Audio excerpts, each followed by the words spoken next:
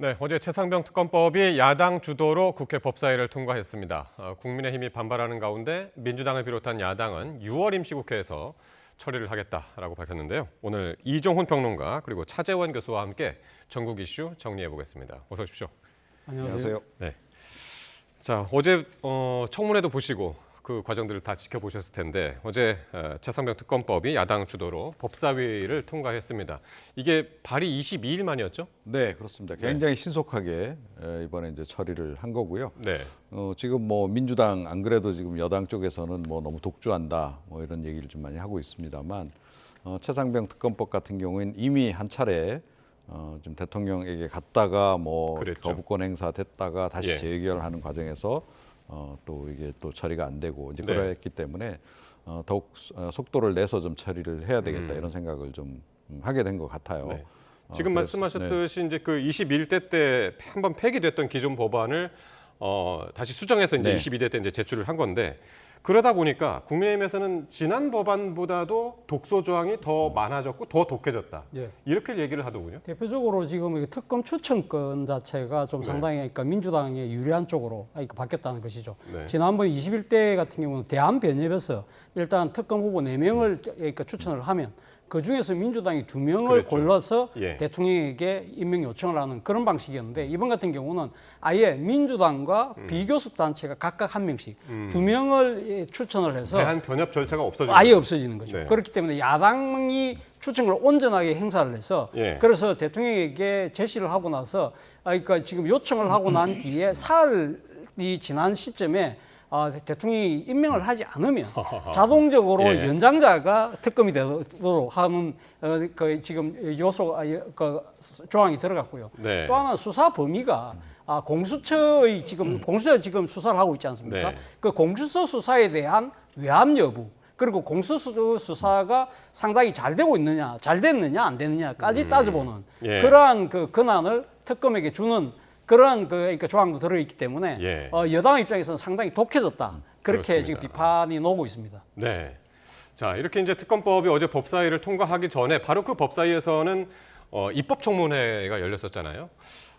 그래서 많은 증인들이 있었는데 그 중에서 이종섭 전 장관하고 신범철 전 차관 그리고 임성근 사단장 이 핵심 증인이었었는데 이 세 명이 수사가 진행 중이다라는 이유로 이제 증인 선서를 이제 거부했었단 네. 말이에요. 처음부터 아주 그냥 얼굴이 발갛게 달아오를 정도로 공격이 아주 심했습니다. 예, 야당 쪽에서. 그렇습니다. 그러니까 뭐 어차피 야당은 이번에 이제 벼르고 하는 입법 청문회였기 네. 때문에 뭐 단단히 준비를 좀 많이 한 것 같고요. 그 다음에 이제 질문도 굉장히 나름 연구를 많이 한 것 같아요. 그래서 이리저리 찌르다 보면 실수도 좀 유발될 것이고 그 예. 과정에서 새롭게 드러나는 것이 있지 않겠나 이런 이제 판단을 내린 것 같아요. 그래서 예. 상당히 매서운 질문들이 많이 들어갔고 또 이게 현장에서만 좀 벌어질 수 있는 일인데 상당히 좀 고압적이고 윽박지르는 그런 분위기로 가게 되면 네. 사실은 그 이제 질문을 받는 증인 입장에서 약간 흥분하게 돼요. 네. 네. 흥분하게 되면서 이제 진심이 그냥 터져 나오게 네. 되고. 영화 어퓨군면에서 그런 네, 장면들이 맞습니다. 있었죠. 그래서 이제 그런 네. 거를 이제 이번 같은 경우에는 민주당 쪽에서 연구를 나름 많이 해가지고 이제 공략을 좀 제대로 한 그런 경우에 속하지 않나. 그래서 사실은 좀 의외의 소득도 좀 있지 않았나. 이렇게 그렇습니다. 생각합니다. 바로 이제 그 부분을 지금 지켜보려고 하는데요. 어제 청문회에서 야당 소속 의원들이 대통령실의 개입 의혹을 집중적으로 추궁을 했는데 대부분 수사를 이유로 답변을 거부한 가운데 대통령실이 관여했다는 그 정황이 담긴 발언도 있었습니다. 직접 들어보겠습니다. 차관도 지금 통화한 게 지금 나오고 있는데 예, 아니 그거는 회수에 관련 거고 외압을 행사했다는 것은 30일 회수가 외압이죠. 임기훈 비서관은 전화가 와서 경북한테 저한테 전화가 올 거다라는 말을 해줬습니다. 그래서 그 부재중 전화가 경북일 거라고 예측하고 경북 경찰에 다시 전화한 것입니다. 그러니까 전화가 올 거다. 그러면 어떤 식의 대화를 어떤 내용의 대화를 하라 그런 지시는 받았을 거 아니에요? 아니요, 그런 대화는 하지 않았고요. 저한테는 전화가 올 거다라는 안내만 해줬습니다. 예, 말실수인 것 같기도 하고 깜짝 폭로인 것 같기도 한 그런 발언들이 지금 나왔었는데 자 먼저 예.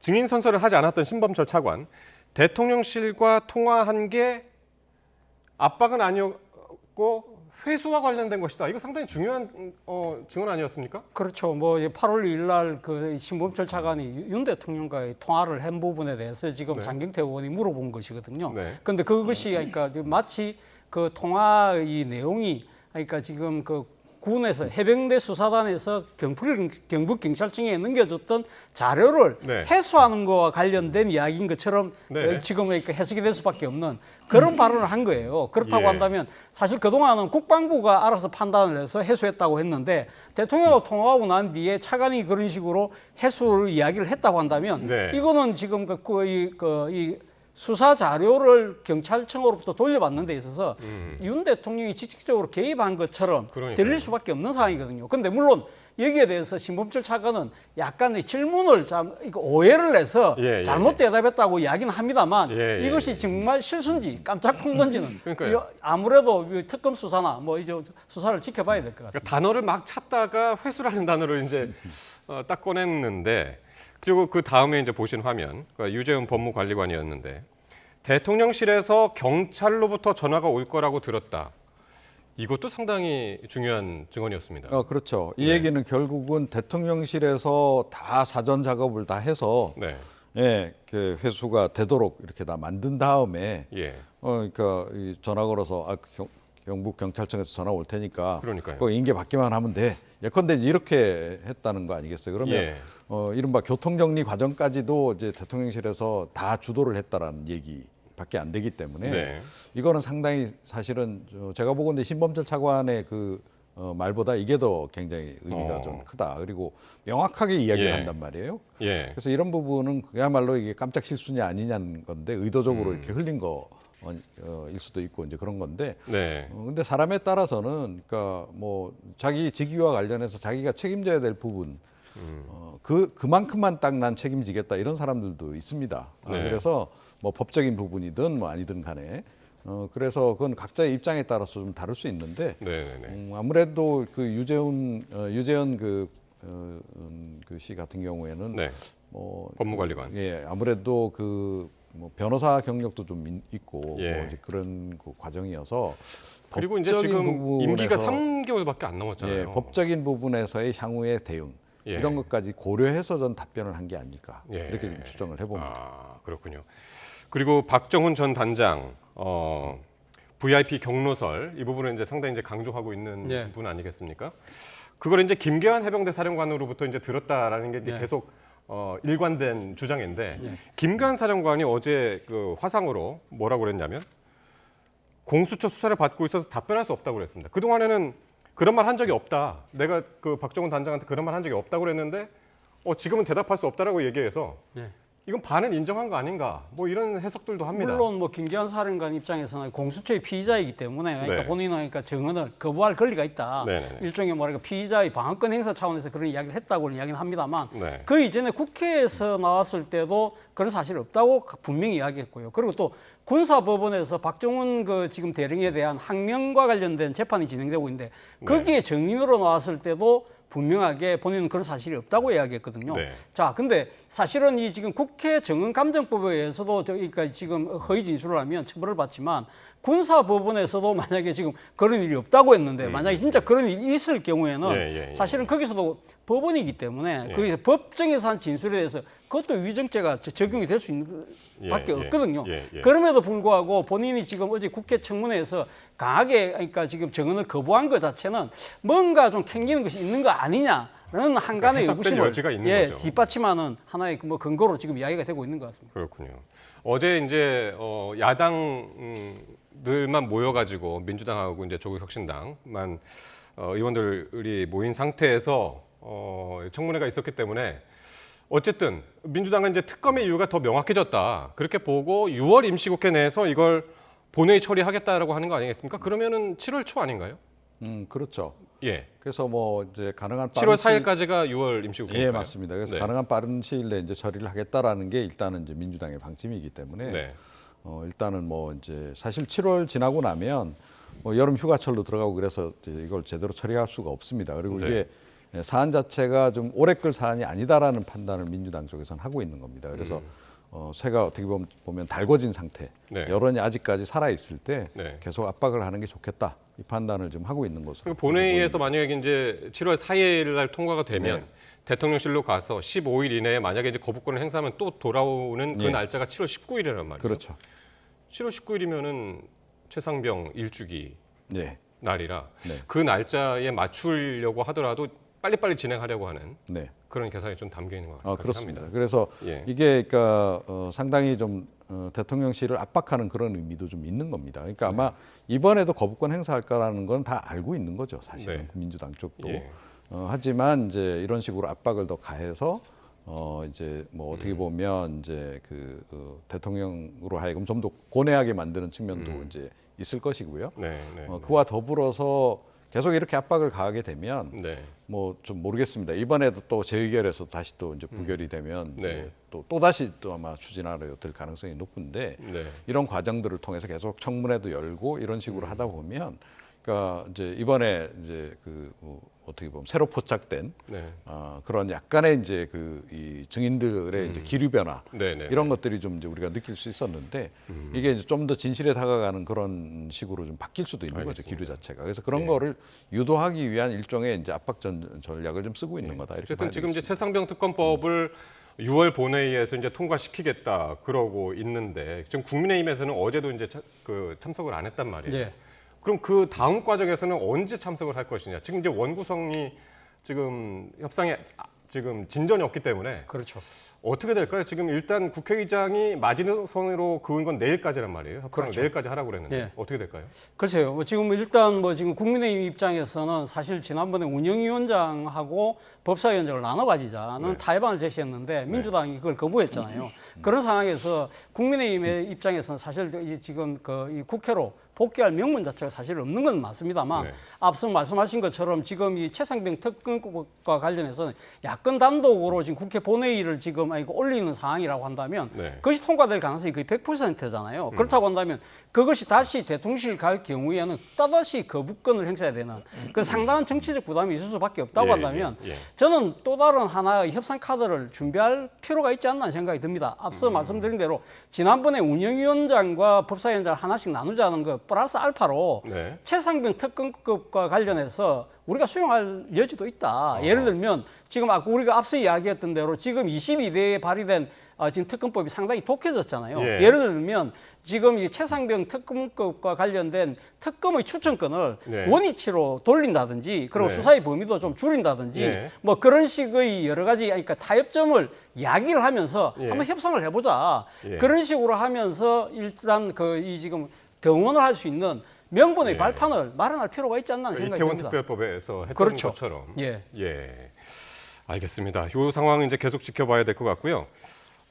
지금 이제 국민의힘 당권 경쟁으로 한번 들어가 볼 텐데 내일 일요일 릴레이 출마 선언을 지금 예고하고 있습니다. 지금 계속해서 신경전도 벌어지고 있는데 3명이 지금 내일 같은 장소에서 1시간 간격으로 출마 선언을 할 걸로 지금 예고를 했어요. 네. 네. 그리고 상당히 이례적인 광경이죠. 네. 그러니까 윤상현 의원은 이제 이미 이제 어제 출마 선언을 이제 한 상태고요. 그렇죠. 나머지 이제 후보들이 내일 이제 줄줄이 1시간 간격으로 그냥 네. 이렇게 지금 하도록 이렇게 좀 그러니까 돼 지금 있는데 오후 2시에 한동훈 전 위원장이 먼저 하겠다고 예고를 한 상태에서 나경원, 원희룡 두 분이 지금 앞뒤로 딱 막아선 상황이란 말이죠. 네, 결과적으로 예. 그렇게 됐죠. 예.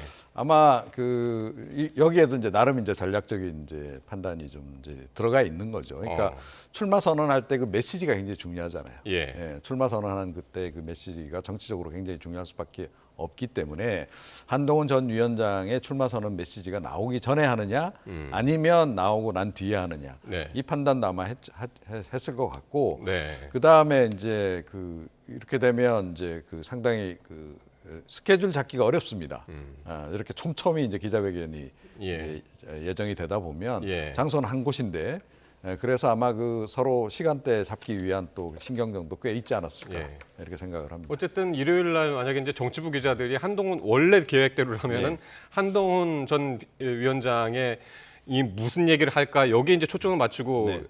있었고 그리고 이제 그 다음 날 조간에 한동훈 위원장이 전면에 딱 나타날 텐데 이제 그 상황도 이제 아니란 그렇죠. 말이죠. 그거를 상쇄시키기 위해서 이랬을 네. 수도 있습니다. 예, 그러니까 이게 예. 또 일종의 이제 전략적 판단일 수 있는데 네. 한동훈 전 위원장이 이제 월요일 아침 헤드라인을 다 장악해 버리는 네네네. 그런 상황을 좀 이제 막아야 되겠다. 어. 그런 이제 의지도 조금 담겨 있을 그렇군요. 가능성이 높다 이렇게 생각합니다. 예.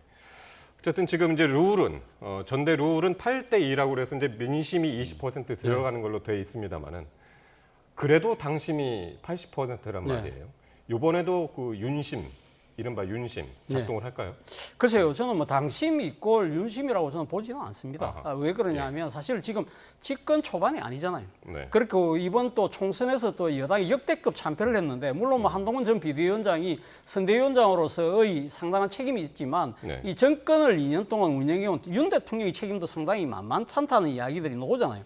그러다 보니까 사실 어떻게 보면 친윤계에서 후보를 제대로 낼 수 없는 그런 그러니까요. 지경까지 몰렸다. 예, 예, 물론 예. 뭐 지금 원희룡 전 장관이 친윤계 후보라는 이야기가 나오긴 합니다만 예, 그 정도로 친윤계의 그리고 더 나아가서는 윤 대통령의 당 장악력 자체가 옛날만큼 그렇지 않다는 거죠. 예. 방금 지난해 초기만 하더라도 사실 용산의 뜻대로 후보가 정리되는 그런 상황이었습니다만 예. 이제는 그렇지 않다. 그렇다고 한다면 사실은 어떻게 보면 각 후보들 입장에서 윤심보다는 진짜 당심을 어허. 겨냥하는 그러한 그러니까 행보들을 보여야 되는데 대표적으로 그래서 지금 나경원 그렇죠. 나경원 그 지금 의원이. 의원이 먼저 지금 그러니까요. 이 당심의 그러니까 일종의 뭐랄까 심장이라 할 수 있는 예. 대구 경북을 TK로 방문한 달려갔습니다, 그렇죠. 어제. 바로 그 이유인 것이죠. 예.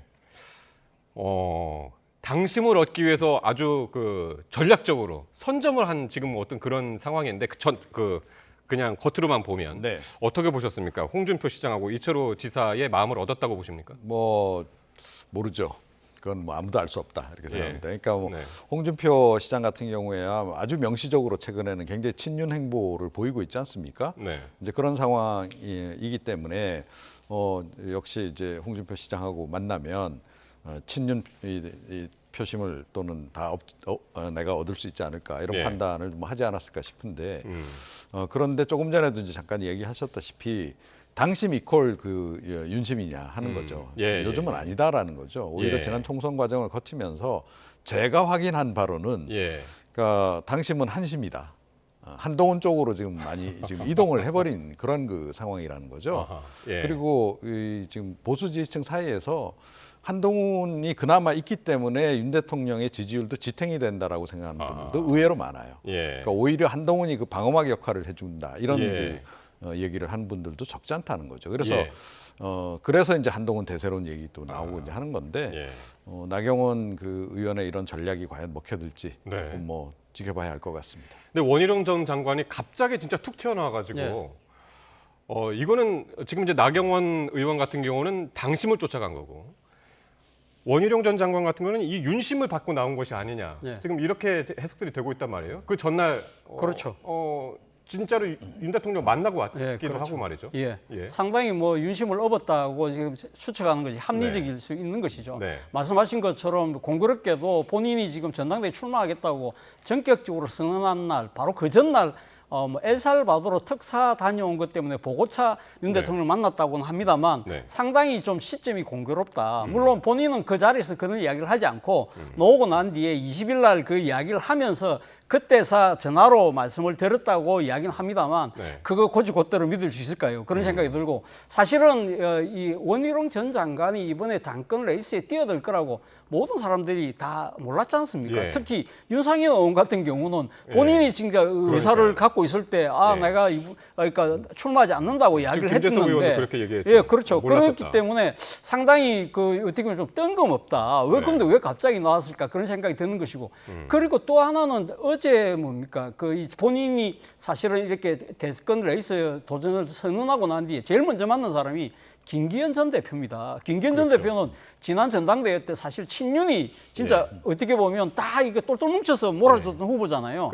그 전당대회 룰도 바꿔가면서 100% 그렇죠. 하면서 그렇기 됐죠. 때문에 사실은 어떻게 보면 김기현 전 대표를 만난다는 것 자체는 네. 친윤에 대한 일종의 메시지죠. 그리고 또 사실 이번 전당대회에 원희룡 전 장관이 내시는 캐치프레이즈가요. 당정일체예요. 네네. 그렇다고 한마음 한다면 한뜻. 그렇다고 한다면 상당히 친윤 후보에 가까운 후보일 수밖에 예. 없다는 것이 합리적이라는 거죠. 예.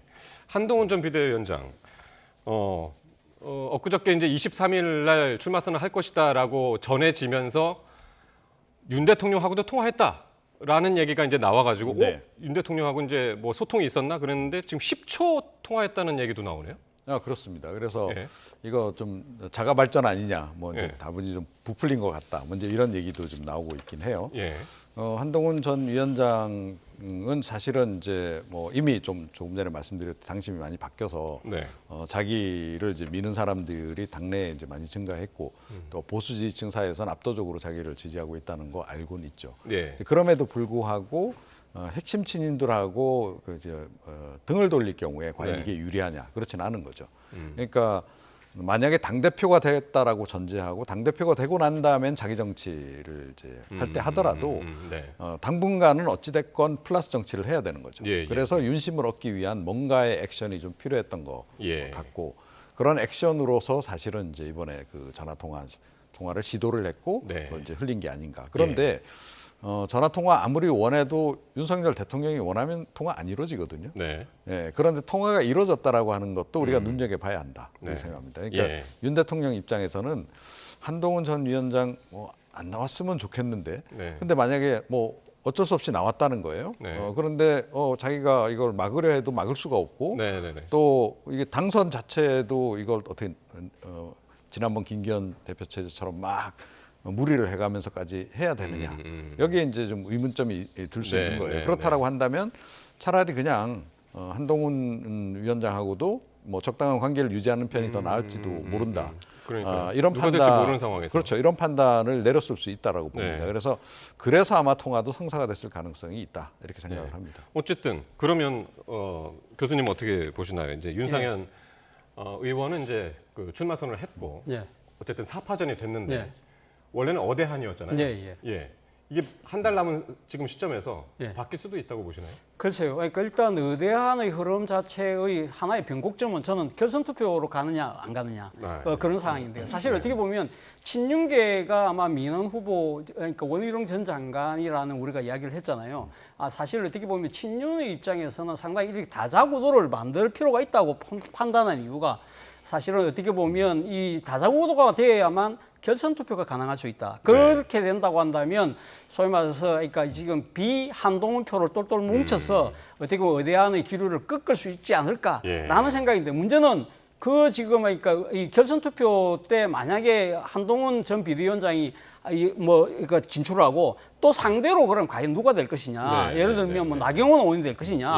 아니면 윤상현 의원이 될 것이냐? 그러니까 2등이 누가 되느냐 누가 되느냐가 중요한 것이죠. 예, 그렇게 거기에 따라서 사실은 그러니까 일종의 외연 확장이 가능한 후보냐? 네. 그것이 사실 어떻게 보면 또 하나의 중요한 변곡점일 수 있는데 그거보다 저는 더 중요한 것이요. 결국은 지금 한동훈 이 전 비대위원장이 어떤 콘텐츠를 갖고 노느냐 이겁니다. 예를 들면 한동훈 전 비대위원장의 지금 소위 말하는 정치적 아킬레스건이 이번에 총선에 패배잖아요. 네. 그러니까 정치적 경험이 없다. 그리고 특히 원내대표로서의 한계인데 이 모든 것을 극복할 한동훈표의 뭐랄까요 시대 정신, 비전, 가치 이런 부분들을 제대로 보여줄 수 있느냐가 가장 중요한 의대한의 흐름을 지킬 수 있느냐 없느냐의 분수령이 될 것 같습니다. 그러니까요. 그 메시지가 어떤 메시지가 나올까 내일 한번 또 지켜봐야 되는 상황이고요.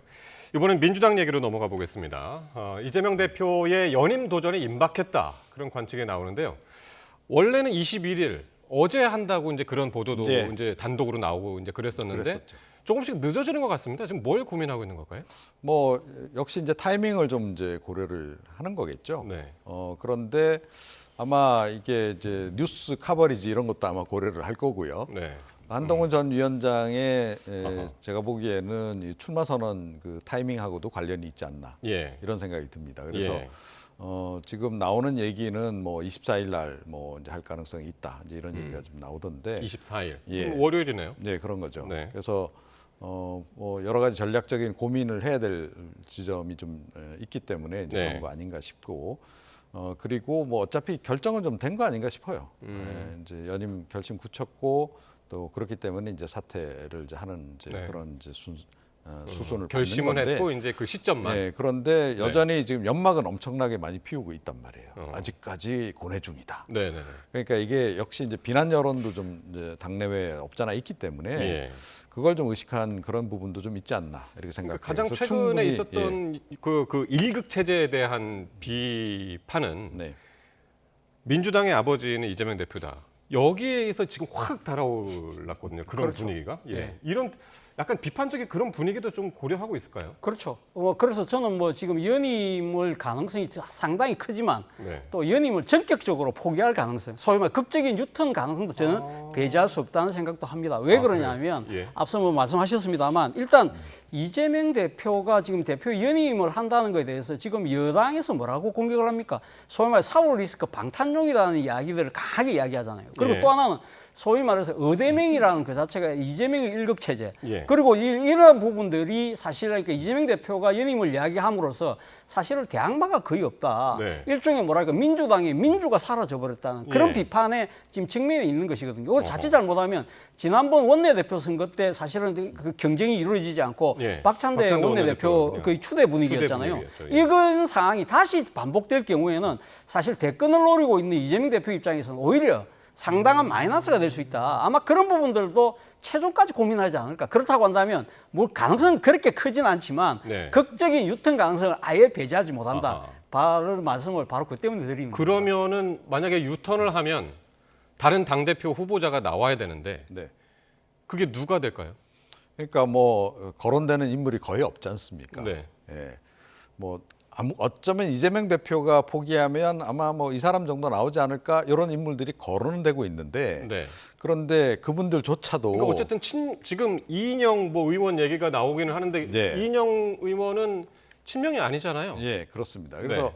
해당 인물조차도 말을 굉장히 아끼고 있는 그런 그 상황이라는 거죠. 네. 그러니까 요즘에 민주당 분위기가 그렇습니다. 어. 그러니까 이게 바람직하지 않은 그런 분위기라고 저는 보는데 어찌 됐건 네. 근데 조금 전에 이제 극적인 유턴 가능성 말씀하셨는데 그럴 예. 가능성은 뭐 거의 없다 이렇게 생각을 합니다. 그러니까 예. 뭐 유턴할 생각이었으면 네.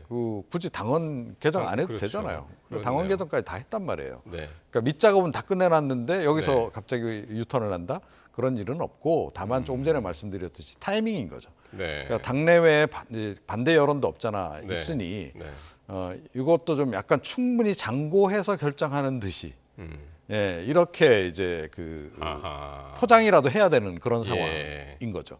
그런 부분에서 지금 고뇌를 하고 있고 타이밍을 보는 거다 이렇게 생각합니다. 예, 그렇군요. 잠깐 마지막으로 한동훈 전 위원장 얘기를 한 번 더 네. 하자면 만약에 한동훈 전 위원장이 이번에 당대표가 어쨌든 내일 메시지가 상당히 중요하긴 한데 그렇죠. 윤상현 의원이 이런 질문을 했어요. 요거에 대해서 답변하라고 한 게 뭐냐면 1년 만에 그만둘 거냐? 네. 대통령 나가면 1년 만에 그만둬야 되잖아요. 그렇죠. 내년 9월이면 예. 그만둬야 되잖아요. 예. 안 그렇고 당대표직을 계속 유지하려면은 2년 뒤에 이제 지방선거까지 책임져야 되는 거고 예. 어떤 판단을 할 것 같습니까? 일단 뭐 지금 그러니까 본인이 그러니까 1년만 하겠다고 이야기할 수 있는 것이고 네. 또 하나는 그러니까 끝까지 다 할 수 있다고 할 수 있는 것이고 또 하나의 가능성은 있죠. 당헌을 개정하면 되죠. 그런데 그 세 가지 가능성 중에 저는 첫 번째 1년만 할 가능성을 이야기할 가능성이 높다. 왜냐하면 네. 당헌을 만약에 본인 위주로 바꾼다고 한다면 이재명 저 대표가 그것 차별화가 때문에 지금 없잖아요. 이재명 대표 얘기하다가 그렇죠. 제가 그 생각이 나가지고 그러니까 질문 드린 이재명 거예요. 대표하고 차별화가 없잖아요. 똑같은 네. 식으로 그러니까 지금 그러니까 공격을 받을 수밖에 없기 때문에 네. 본인 입장에서는 사실 어떻게 보면 지방선거에서 승리, 공천 이런 것보다도 더 중요한 부분은 지금 이 검증된 정치인으로서의 능력 이런 부분들을 분명히 각인시키겠다는 의도가 더 강하다고 보거든요. 그렇기 네. 때문에 1년이라는 짧은 대표 기간 동안에서 이 정치인 한동훈으로서의 새로운 모습을 보여주겠다는 그런 의지가 훨씬 더 강하기 때문에 이번에 저는 출마할 거라는 생각이 듭니다. 알겠습니다. 뭐 저는 짤막하게. 예. 저는 결국 당원 개정할 것 같은데요. 예, 아마 당장 그 카드를 꺼내들지는 않을 겁니다. 이재명 대표하고의 뭐 조금 전에 말씀하셨듯이 예. 이재명 따라하기 하느냐 뭐 이런 얘기가 나올 수 있기 때문에 예. 당장은 안 할 텐데 어느 정도 이제 성과를 좀 냈다라고 판단되는 시점에 예. 예, 결국은 이제 우리 이 대권 주자 보호해야 되고 네. 한동훈으로 계속 가는 게 우리한테 그러려면 유리하다. 만약에 당선된 이후에 1년을 잘해야 되겠네요. 물론 그렇죠. 네. 그럴 각오 아니면 이번에 나오지도 않았겠죠. 그러니까 예. 본인에게는 어찌됐건 모험을 이제 거는 이제 그런 과정이기 때문에 네. 저는 그것도 아마 충분히 고려하고 있을 거다. 당원 개정까지도 이렇게 생각합니다. 예, 알겠습니다. 여기까지 듣죠. 이종훈 평론가 그리고 차재원 교수와 함께했습니다. 두 분 고맙습니다.